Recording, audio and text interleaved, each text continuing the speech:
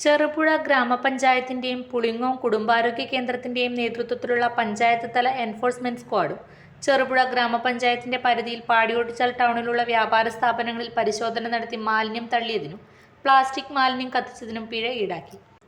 വിവിധ സ്ഥാപനങ്ങൾക്കും വ്യക്തികൾക്കുമായി 25,000 രൂപയാണ് പിഴ ഈടാക്കിയത്. പിജു ടി.ജെ, വിനോദ് പുതുക്കാട്ടിൽ, വിനോദ് കുണ്ടത്തിൽ, മുഹമ്മദ് കുഞ്ഞിക്കീരൻ എന്നിവരിൽ നിന്നാണ് പിഴ ഈടാക്കിയത്.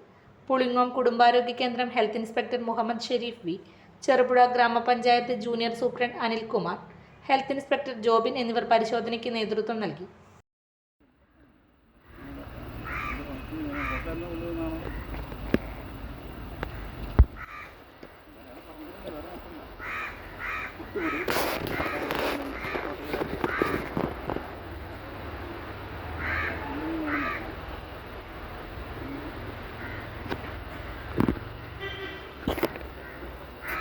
നിങ്ങളുടെ സ്വപ്ന ഭവനം ഞങ്ങൾ നിർമ്മിക്കാം.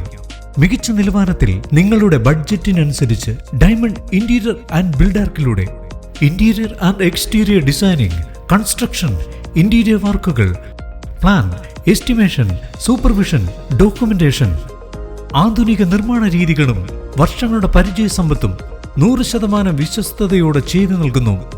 Diamond interior and Buildark, Cherupuzha.